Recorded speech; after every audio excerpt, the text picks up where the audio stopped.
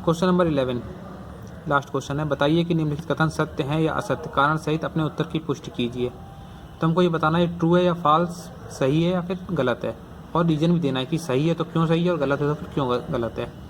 पढ़ते हैं question number पहला, 10A का मान सदैव 1 से कम होता है।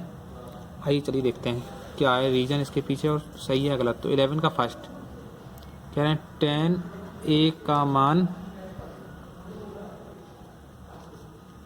1 से कम होता है।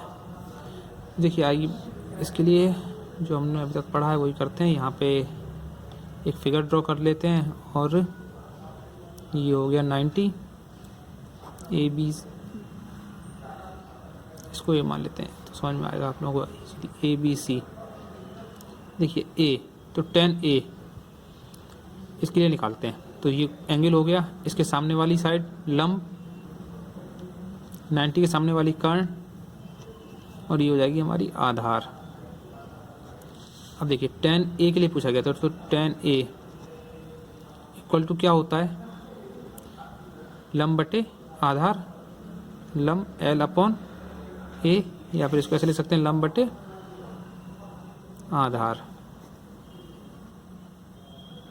अब देखिए उन्होंने क्या कहा है, क्या 10A का मान 1 से कम होता है, ये फिक्स दिया उन्होंने। क्या 10A का मान 1 से कम होता है, मतलब 1 से ज़्यादा कभी हो नहीं सकता है, ऐसा पूछा गया है। देखिए अब हम देखते हैं, क्या आपने कभी कोई कंडीशन ऐसी देखी है कि लंब ज़्यादा और आधार कम हो सकता है भाई। 10 में लंब की वैल्यू ज़्यादा हो सकती है और आधार की वैल्यू कम हो सकती है। आप कुछ ही मान लीजिए, जैसे मान लीजिए यहाँ पे हमने ले लिया है 7/11, हमारे पास लंब की वैल्यू दी गई 7 और आधार की वैल्यू 11 दी गई है। तो क्या हो गया यहाँ पे 7/11, अब ये इससे कम हो गया है। और एक कंडीशन ऐसी भी हो सकती है कि ये वाली 11 हो और ये वाली 7 हो, तो 10A की वैल्यू क्या हो जाएगी तब 11/7। तो देखिए अब ये होगी तो इसका मीन्स क्या हुआ, ये 1 से ज़्यादा हो गई। या फिर आप कोई ऐसे नंबर ले लीजिए जो डिविजिबल हो, जैसे हम यहाँ पे लेते हैं 12 और ये 6। मान लीजिए 10A इसके निकालना, तो हमें ये क्या हो गया 10A इक्वल टू 12/6 हो गया। जब 12/6 हो गया तो डिवाइड हो गया 2। देखिए अब 10A की वैल्यू ज़्यादा आ गई इससे, तो ये जो इन्होंने कहा कम होती है गलत है, ये फॉल्स हो गया, ये हमारा गलत है। अब इसके पीछे देखिए आपको रीजन लिखना है, तो रीजन आप क्या लिखेंगे, इसमें लिखिए यदि ये हमारा लंब, जब लंब की वैल्यू कम होगी, छोटा होगा किससे, आधार से, बेस से, तब 10 का मान क्या हो जाएगा, तो 10A क्या हो जाएगा हमारा, छोटा होगा 1 से। और जब लंब का मान ज़्यादा होगा आधार से, तब 10A की वैल्यू क्या हो जाएगी, बड़ी हो जाएगी 1 से। ठीक है, अगर लंब की वैल्यू कम है, परपेंडिकुलर की वैल्यू जो दी गई है वो कम दी गई है और बेस ज़्यादा दिया गया है, तो फिर 10 की वैल्यू हमारी 1 से कम रहेगी। और अगर लंब की वैल्यू ज़्यादा है, मतलब P जो है वो बड़ा दिया गया है और आधार की वैल्यू कम है, तो 10 की वैल्यू 1 से ज़्यादा हो सकती है। इसका मीन्स क्लियर हो गया कि 10 का मान 1 से कम होता है, ये गलत है। नेक्स्ट देखिए क्वेश्चन नंबर इसके बाद सेकंड, कोण A के किसी मान के लिए sec A इक्वल टू 12/15 हो सकते हैं। तो देखिए क्या दिया हुआ है, सेकंड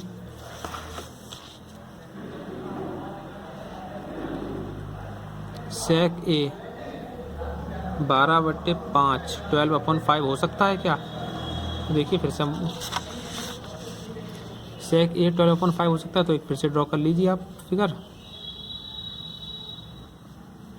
ABC। इस एंगल के लिए देखते हैं, ये हो जाएगा हमारा लंब, आधार, और ये 90 का तो उसके सामने वाला कर्ण। sec A होता है कर्ण बटे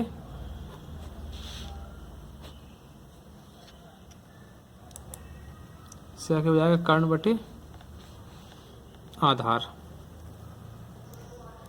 तो कर्ण जो होती है हमारी सबसे बड़ी भुजा होती है, तो कर्ण 12 है और आधार 5 है, तो इसका मतलब ये जो सेकंड ऑप्शन है वो सही है। आप इसमें लिखें यहाँ पे कि सबसे बड़ी भुजा कर्ण होती है, और तो कर्ण जो दी गई वहाँ 12 दी गई, तो इसलिए सही है थर्ड वाला। नेक्स्ट देखिए थर्ड कॉस ए के कॉस ए कोण ए के कोसेंट के लिए प्रयुक्त एक संक्षिप्त रूप है। तो कोसेंट का संक्षिप्त रूप है? नहीं, कॉस जो है कोसेक का नहीं होता है। कॉस जो होता है उसका संक्षिप्त रूप होता है कोसाइन, ये इसका होता है कोसाइन का। तो ये थर्ड वाला हमारा गलत है, ठीक है ना। कोसेंट जो दिया गया है। फोर्थ कॉट ए जो दिया गया है वो कॉट और ए का गुणनफल है क्या? नहीं भाई, ये तो बिल्कुल गलत है। देखो इसमें क्लियरली मेंशन है, इसका मतलब ये लोग ये कह रहे हैं कि जो कॉट है वो कॉट इंटू ए, ये इक्वल हो जाएगा कॉट ए के। ये कोई इंडिविजुअल वैल्यू तो है नहीं, जैसे एक्स और वाई होते हैं कि एक्स और वाई हो गया, यहाँ पे एक्स इंटू वाई कर दिया हमने तो ये एक्स वाई हो गया, ये नहीं है। ये कॉट और ए ये एक साथ ही आते हैं। ये क्या कहते हैं, एंगल को डिनोट करता है कि हम किस एंगल के बारे में बात कर रहे हैं, कौन सा एंगल है। तो कॉट ए ये एक मल्टीप्लाई नहीं होते हैं, तो ये गलत है हमारा। उसके सबसे लास्ट वाला फिफ्थ वाला क्वेश्चन, किसी भी कोण थीटा के लिए साइन थीटा इक्वल टू 4/3। देखिए फिफ्थ वाला, साइन थीटा इक्वल टू 4/3 हो सकता है क्या? देखिए अब साइन का आपको पता ही है, साइन थीटा इक्वल टू क्या होता है, लंब बटे कर्ण।